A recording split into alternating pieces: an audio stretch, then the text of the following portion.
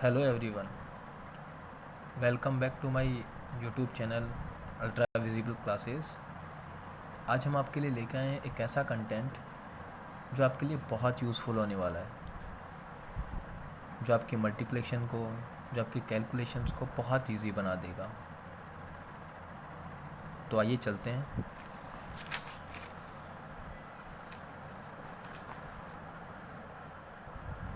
सबसे पहले डिजिट 10 से लेके 99 तक कोई भी डिजिट हो, उसको हमें 11 से मल्टीप्लाई करना है। तो देखो कैसे 2 सेकंड में आंसर निकलेगा। अपन जैसे मन से लिख लेते हैं कोई भी डिजिट जिसके स्टार्टिंग में 10 हो एंड वो 99 तक चली जाए, मतलब दो डिजिट वाली होनी चाहिए। जैसे मैं लिख देता हूँ सबसे पहले 14, उसके बाद 23,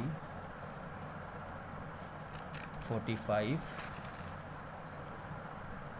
52,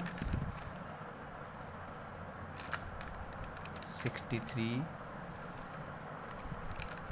71, 84 एंड 96। ओके, तो चलिए हम इनको सभी को 11 से मल्टीप्लाई करवाते हैं और बहुत ही इजी वे में। तो देखिए, सबसे पहले जब भी ऐसी संख्याओं को 11 से मल्टीप्लाई करना होगा तो हमें कुछ नहीं करना। हमें उसका जो पहला वाला डिजिट है 1, वो यहाँ कैरी कर देना है। उसके बाद में जो 4 है वो यहाँ, और 4 और 1 कितने होते हैं? 5। अपना आंसर। उसके बाद में जब इसे मल्टीप्लाई करवाएंगे तो स्टार्टिंग में 2 और फिर ये वाला 3, 3 और 2 5। 45 को जब 11 से मल्टीप्लाई करवाते हैं तो स्टार्टिंग में 4, ये वाला 5 और 4 और 5 9। उसके बाद में 5 को स्टार्टिंग में ये 5, उसके बाद 2, 5 और 2 7। उसके बाद 6, 3, अब तो बहुत इजी हो गया होगा। 6 और 3 9, 7 1, 7 और 1 8, फिर 8। अब ये थोड़ा सा ध्यान में रखना है इसको कि जब भी अपन 84 को 11 से मल्टीप्लाई करवाएंगे 84 को, तो यहाँ 4, यहाँ 8 और 4 होते हैं 12। तो यहाँ 12 का 2 लेके जो 1 कैरी आएगा उसको यहाँ 8 में जोड़ देते हैं। तो ये 8 और 1 कितना हो जाएगा? 9। उसी तरह 96 को जब 11 से मल्टीप्लाई करवाते हैं तो स्टार्टिंग में 9, यहाँ 6, वो की वही प्रोसेस है। 9 और 6 होते हैं कितने? 15। उसका जो 5 है वो यहाँ उतार देते हैं और जो 1 कैरी होता है वो 9 में आके जुड़ जाता है। तो 1 और 9 कितना हो गया? 9 और 1 10। तो ये था आपका बहुत ही इजी वे में कैलकुलेशंस, मल्टीप्लिकेशंस, जो आपकी कैलकुलेशन को बहुत इजी बना देगा। उसी तरह हम एक और कैलकुलेशन करके देखते हैं।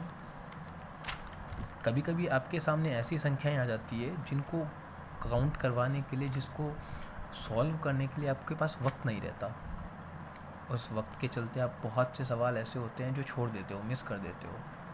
तो घबराने की ज़रूरत नहीं है, हम उनको बहुत ही चुटकियों में, सेकंडों में इजी सॉल्व करेंगे। तो देखो, जब भी उसके इकाई के अंक पे, इकाई का अंक मतलब यहाँ 2 और यहाँ 8, अगर ये दोनों जुड़कर 10 हो जाते हैं तभी ऐसी संख्याओं को हम इस तरीके से गुणा करवा सकते हैं। याद रखिएगा, जब भी उसका इकाई का अंक, जैसे 24 में इकाई का अंक 4 है और 26 में इकाई का अंक 6 है, तो जब भी ऐसी संख्याओं को अपन गुणा करवाते हैं जब उनके इकाई का अंक 10 हो तो ही ये ट्रिक यूज़ में कर ले सकते हैं। तो देखिए, चलिए आइए कैसे उसको यूज़ में लेते हैं। बहुत आसान है। 8 को इकाई के अंक को इकाई के अंक से गुणा करवाना है। तो 8 दोनों कितना होता है 16। तो 16 को यहाँ लिख देते हैं।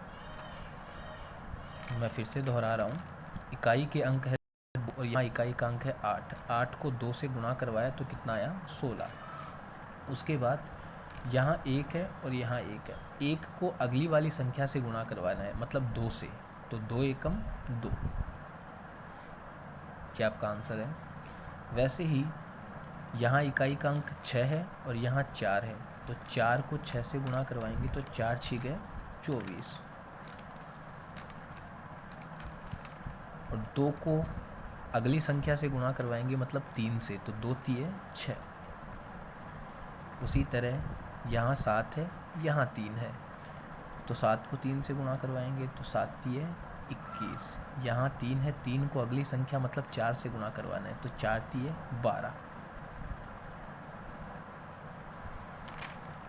उसी तरह यहाँ इकाई का अंक 1 है, यहाँ 9 है। तो 9 को 1 से गुणा करवाएंगे तो 9 एकम 9।